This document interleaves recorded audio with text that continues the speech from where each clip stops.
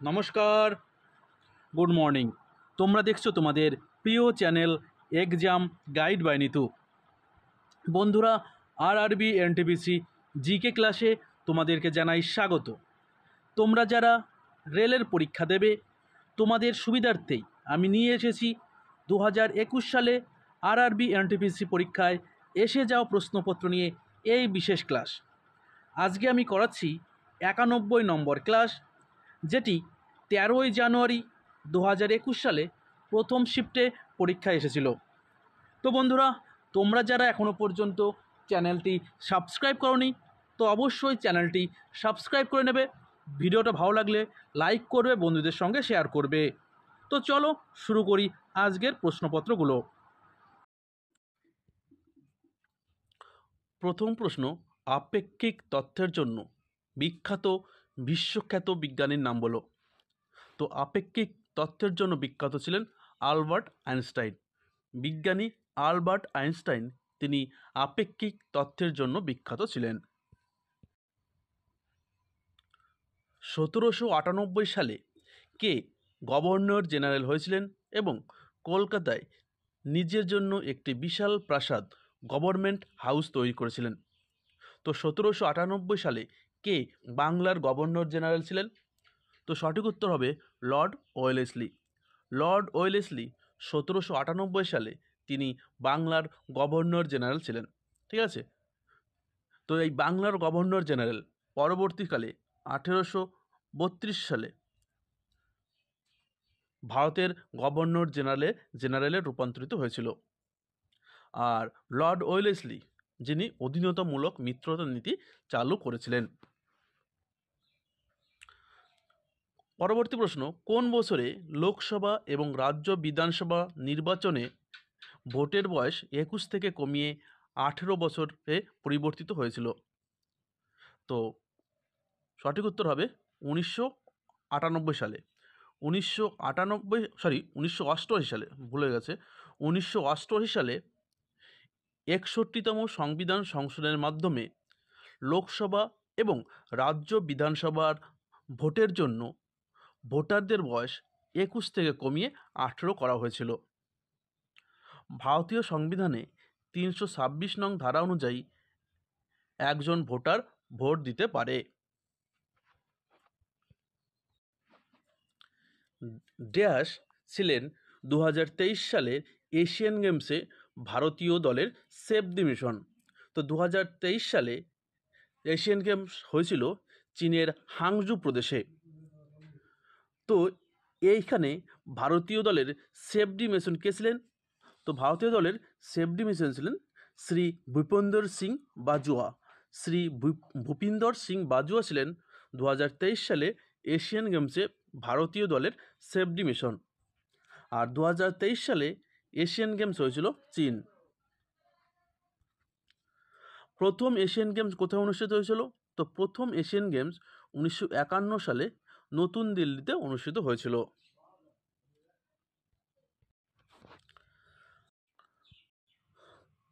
পরবর্তী প্রশ্ন, আধার হলো একটি 12 সংখ্যার অনন্য নম্বর যা ইস্যু করে কোন সংস্থা? তো আমাদের কাছে সবার কাছে এখন আধার একটি অনন্য সম্পদ। এই আধার কার্ডে 12টি সংখ্যা থাকে। তো এই আধার কার্ড কোন সংস্থা প্রদান করে? তো সঠিক উত্তর হবে unique identification authority of India. Option B, unique identification authority of India Aadhaar card প্রদান করে। বিখ্যাত গায়ক এবং ভারতরত্ন পুরস্কার প্রাপ্ত ভূপেন হাজারিকা এই রাজ্যের অন্তর্গত। তো নিম্নলিখিত কোন রাজ্যের বাসিন্দা ছিলেন গায়ক এবং ভারতরত্ন পুরস্কার প্রাপক ভূপেন হাজারিকা? তো তিনি ছিলেন আসাম রাজ্যের বাসিন্দা। ভূপেন হাজারিকা 2019 সালে মরণোত্তর ভারতরত্ন পুরস্কার পেয়েছিলেন। এর সঙ্গে 2019 সালে নানাজি দেশমুখ এবং প্রাক্তন রাষ্ট্রপতি প্রণব মুখার্জি ভারতরত্ন পুরস্কার পেয়েছিলেন। ঠিক আছে, তো নানাজি দেশমুখ, ভূপেন হাজারিকা এবং প্রণব মুখোপাধ্যায় 2019 সালে ভারতরত্ন পুরস্কার পেয়েছিলেন।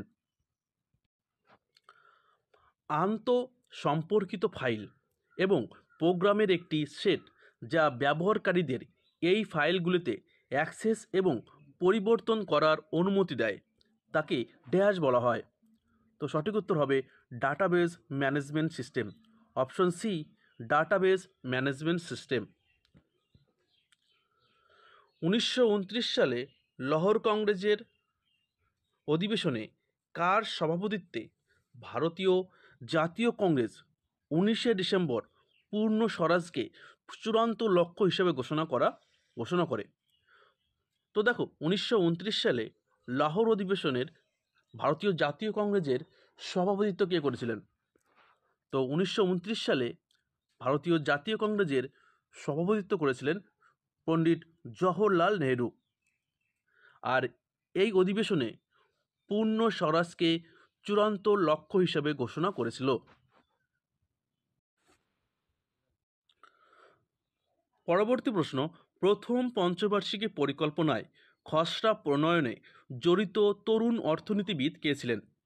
প্রথম পঞ্চবার্ষিকী পরিকল্পনা, যার সময়কাল ছিল 1951 থেকে 1956 সাল। আর প্রথম পঞ্চবার্ষিকী পরিকল্পনার মডেল ছিল Harold Domar model. Harold Domar মডেলের উপর ভিত্তি করে প্রথম পঞ্চবার্ষিকী পরিকল্পনা শুরু হয়েছিল। তো প্রথম পঞ্চবার্ষিকী পরিকল্পনায় জড়িত তরুণ অর্থনীতিবিদ ছিলেন কে এন রাজ। তো সঠিক উত্তর হবে কে এন রাজ।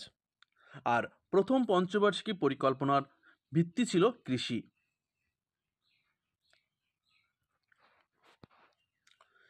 নিচের কোনটি সঠিকভাবে ভারতীয় মান সময়কে চিত্রিত করে? দেখো অপশনে জিএমটি লেখা রয়েছে। তো জিএমটি হচ্ছে গ্রিনিচ মেন টাইম। তো গ্রিনিচ থেকে ভারত কত এগিয়ে? তো গ্রিনিচ থেকে ভারত কিন্তু 5.5 ঘন্টা এগিয়ে। তো জিএমটি প্লাস 5.5 ঘন্টা। তো সঠিক উত্তর হবে option D, option C, GMT plus 5.5 ঘন্টা। এটাই হবে সঠিক উত্তর।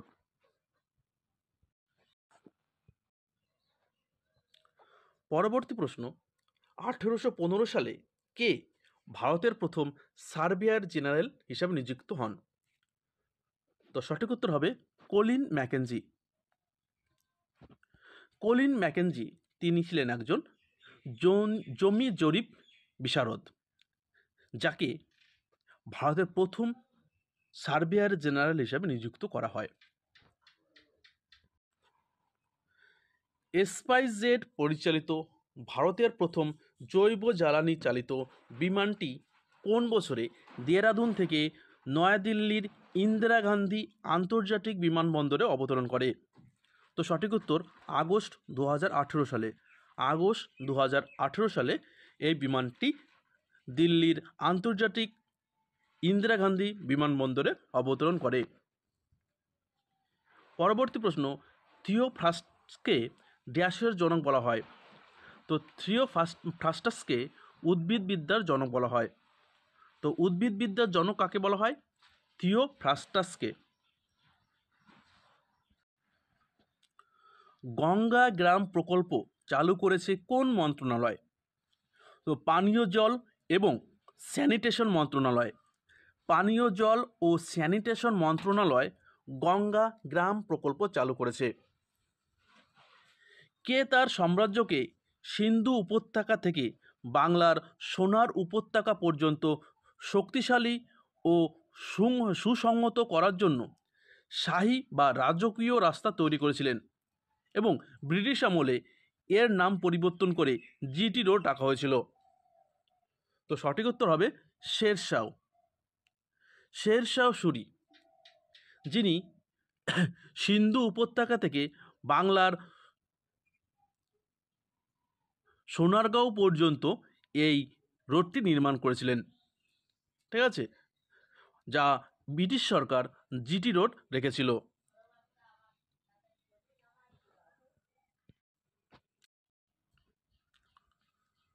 পরবর্তী প্রশ্ন, ভারত কোন সালে পোখরানে তার দ্বিতীয় পারমাণবিক পরীক্ষা চালায়? তো ভারতের দ্বিতীয় পারমাণবিক পরীক্ষা হয় 1998 সালে। কোথায় হয়েছিল? পোখরানে হয়েছিল। কে পদার্থের প্রকৃত সম্পর্কে মৌলিক তথ্য প্রদান করেন? তো পদার্থের মৌলিক তথ্য প্রদান করেছিলেন জন ডাল্টন। এটি ডাল্টনের পারমাণবিক তত্ত্ব নামেও পরিচিত। 1808 সালে এই মৌলিক তত্ত্ব প্রদান করেন কে? বিজ্ঞানী জন ডাল্টন। ভারত কতবার আইসিসি পুরুষ ক্রিকেট বিশ্বকাপের ফাইনালে প্রবেশ করেছে? তো 2023 সাল পর্যন্ত ভারত মোট 4বার আইসিসি ক্রিকেট বিশ্বকাপ অর্থাৎ ওডিআইতে ফাইনালে প্রবেশ করেছে। তো দেখো 1983 সাল, 2003, 2011 এবং 2023 এই 4টি বার কিন্তু ভারত ফাইনালে উঠেছিল। এর মধ্যে 1983 সাল এবং 2011 সালে ভারত ক্রিকেট বিশ্বকাপ জিতেছিল ওডিআই। পরবর্তী প্রশ্ন, গ্রিক শব্দ মেগালোপলিস যার অর্থ মহান শহর 1957 সালে ফরাসি ভূগোলবিদ ড্যাশ মার্কিন যুক্তরাষ্ট্রের উত্তর পূর্ব সমুদ্র উপকূল নিয়ে তার গবেষণায় জনপ্রিয়তা লাভ করেছিলেন। তো তিনি হলেন জিন গটম্যান। পরবর্তী প্রশ্ন, স্বাধীন ভারতের প্রথম গভর্নর জেনারেল কে ছিলেন? তো স্বাধীন ভারতের প্রথম গভর্নর জেনারেল ছিলেন লর্ড মাউন্টব্যাটেন। লর্ড মাউন্টব্যাটেন পরাধীন ভারতের শেষ ভাইসরয় ছিলেন। ঠিক আছে, পরাধীন ভারতের শেষ ভাইসরয় এবং স্বাধীন ভারতের প্রথম গভর্নর জেনারেল ছিলেন এই লর্ড মাউন্টব্যাটেন। আর স্বাধীন ভারতের প্রথম ভারতীয় গভর্নর জেনারেল ছিলেন চক্রবর্তী রাজা গোপালাচারী। চক্রবর্তী রাজা গোপালাচারী স্বাধীন ভারতের প্রথম গভর্নর জেনারেল ছিলেন, ভারতীয় গভর্নর জেনারেল ছিলেন। ঠিক আছে। পরবর্তী প্রশ্ন, ভারতের কোন রাজ্যে স্ট্যাচু অফ ইউনিটি অবস্থিত? স্ট্যাচু অফ ইউনিটি এখানে সর্দার বল্লভ ভাইয়ের মূর্তি দেখতে পাওয়া যায়। ঠিক আছে, তো স্ট্যাচু অফ ইউনিটিতে কার মূর্তি আমরা দেখতে পাই? তো সর্দার বল্লভ ভাই প্যাটেলের মূর্তি আমরা দেখতে পাই। তো এটি অবস্থিত গুজরাটে। তো সঠিক উত্তর হবে গুজরাট। পরবর্তী প্রশ্ন, কে অবোধ রাজ্যকে একটি চেরি যা একদিন আমাদের মুখে পড়বে বলে বর্ণনা করেছিলেন? তো এই বর্ণনাটা করেছিলেন লর্ড ডালহৌসি। লর্ড ডালহৌসি অবোধকে বলেছিলেন একটি চেরি যা একদিন আমাদের মুখে পড়বে। লর্ড ডালহৌসি যিনি ভারতের রেলপথের জনক বলে পরিচিত। ভারতের রেলপথের জনক ছিলেন লর্ড ডালহৌসি। তিনি সত্যবিলোপ নীতি চালু করেছিলেন। পরবর্তী প্রশ্ন, নিচের কোন মহাদেশে 6টি সবচেয়ে জনবহুল দেশ অবস্থিত? তো সঠিক উত্তর এশিয়া। এশিয়া বিশ্বের সবচেয়ে জনবহুল মহাদেশ। আর এই এশিয়া মহাদেশেরই 6টি বৃহত্তম জনবহুল দেশ রয়েছে, যেমন চীন, ভারত, পাকিস্তান, বাংলাদেশ, ইন্দোনেশিয়ার মতন জনবহুল দেশ রয়েছে এই এশিয়া মহাদেশে। নিচের কোনটি ভারতীয় সংসদের অংশ নয়? তো দেখো, রাজ্যসভা, লোকসভা এবং রাষ্ট্রপতি এইগুলিও ভারতীয় সংসদ বা ভারতের পার্লামেন্টের অংশ। আর যেটা নয় সেটা হচ্ছে রাজ্য বিধানসভা। রাজ্য বিধানসভা ভারতীয় সংসদের অংশ নয়। কোন সালে স্বরাজ পার্টি প্রতিষ্ঠিত হয়েছিল? তো স্বরাজ পার্টি প্রতিষ্ঠিত হয়েছিল 1923 সালে। আর এর প্রতিষ্ঠাতা ছিলেন চিত্তরঞ্জন দাস এবং মতিলাল নেহেরু। চিত্তরঞ্জন দাস এবং মতিলাল নেহেরু 1923 সালে স্বরাজ পার্টি প্রতিষ্ঠা করেন। নিচের কোনটি বিশ্ব স্বাস্থ্য সংস্থার সদর দপ্তর? বিশ্ব স্বাস্থ্য সংস্থা, যাকে আমরা সংক্ষেপে হু বলে থাকি। তো এর সদর দপ্তর অবস্থিত জেনেভায়। তো সঠিক উত্তর হবে জেনেভা। পরবর্তী প্রশ্ন, যে অঞ্চলে কোনো উৎস থেকে সমস্ত আলো আটকে থাকে তাকে কি বলা হয়? তো তাকে বলা হয় ছায়া। তো কোনো উৎস থেকে সমস্ত আলো যেখানে আটকে থাকে তাকে বলা হয় ছায়া। নিম্নলিখিত শহরগুলোর মধ্যে কোনটি ভারতের প্রাসাদের শহর হিসেবে পরিচিত? তো ভারতের প্রাসাদের শহর হিসেবে পরিচিত আমাদের প্রিয় কলকাতা। তো সঠিক উত্তর হবে কলকাতাকে বলা হয় প্রাসাদের শহর। এছাড়াও কলকাতাকে বলা হয় the city of joy. The city of joy বলা হয় কলকাতাকে। পরবর্তী প্রশ্ন, বায়োগ্যাস একটি চমৎকার জ্বালানি, কারণ এতে 75% পর্যন্ত থাকে কোন গ্যাস? Methane gas. ঠিক আছে, তো বায়োগ্যাসে কত শতাংশ মিথেন থাকে? তো বায়োগ্যাসে প্রায় 75% মিথেন পাওয়া যায়। 1770 সালে নিচের কোন ব্যাংক ভারতে ইউরোপীয় ব্যবস্থার অধীনে কলকাতায় প্রতিষ্ঠিত হয়েছিল? তো 1770 সালে ব্যাংক অফ হিন্দুস্তান প্রতিষ্ঠিত হয়েছিল। পরবর্তী প্রশ্ন, 2015 সালে ড্যাশ তারিখে ভারতের পরিকল্পনা কমিশনকে প্রতিস্থাপন করে নীতি আয়োগ গঠিত হয়েছিল? তো 2015 সালের 1 জানুয়ারি পরিকল্পনা কমিশনকে প্রতিস্থাপন করে নীতি আয়োগ গঠিত হয়েছিল। তো নীতি আয়োগ কবে গঠিত হয়? তো নীতি আয়োগ গঠিত হয় 2015 সালের 1 জানুয়ারি। বিক্রম সারাভাই স্পেস সেন্টার কোথায় অবস্থিত? তো বিক্রম সারাভাই স্পেস সেন্টার অবস্থিত কেরালার তিরুবনন্তপুরমে। কেরালার তিরুবনন্তপুরমে এই বিক্রম সারাভাই স্পেস সেন্টার অবস্থিত। পরবর্তী প্রশ্ন, ড্যাশ দশকের প্রথম দিকে বেল ল্যাবরেটরিতে বিজারণ স্টোস্টুপ C++ প্রোগ্রামিং ভাষা তৈরি করেছিল? তো সঠিক উত্তর হবে 1980 দশকের, ঠিক আছে, 1980 দশকের প্রথম দিকে এই C+ প্রোগ্রামিং ভাষা তৈরি করা হয়েছিল।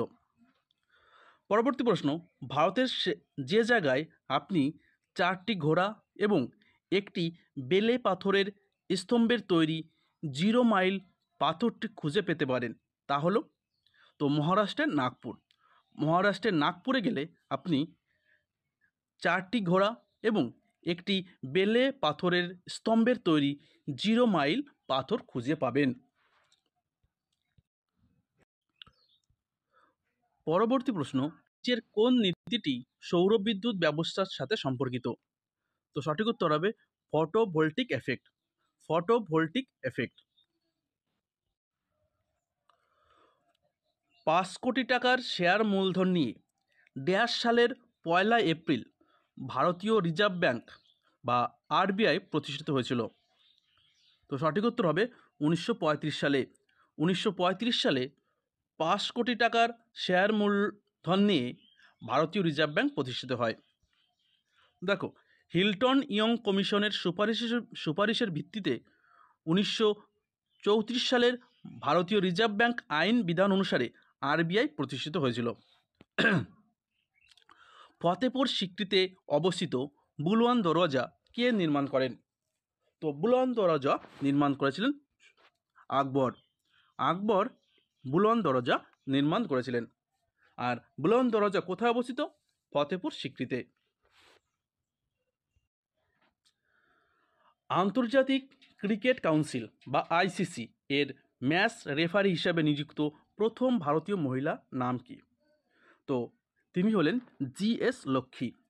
GS লক্ষ্মী প্রথম ভারতীয় যিনি ICC ম্যাচ রেফারি হিসাবে নিযুক্ত হয়েছিলেন। পরবর্তী প্রশ্ন, জাতিসংঘ দিবস প্রতি বছর পালিত হয় কোন দিন? তো প্রতি বছর 24শে অক্টোবর জাতিসংঘ দিবস পালন করা হয়। কারণটা কি? তো কারণটা হচ্ছে 1945 সালের 24শে অক্টোবর জাতিসংঘ প্রতিষ্ঠিত হয়েছিল, তাই সেই দিনটি স্মরণ করার জন্য প্রতি বছর 24শে অক্টোবর জাতিসংঘ দিবস পালন করা হয়। তো বন্ধুরা, ভিডিওটা এই পর্যন্তই। ভিডিওটা ভালো লাইক করবে, বন্ধুদের সঙ্গে শেয়ার করবে। আবার দেখা হচ্ছে আগামীকাল। ততক্ষণ ভালো থাকবে, সুস্থ থাকবে। ধন্যবাদ।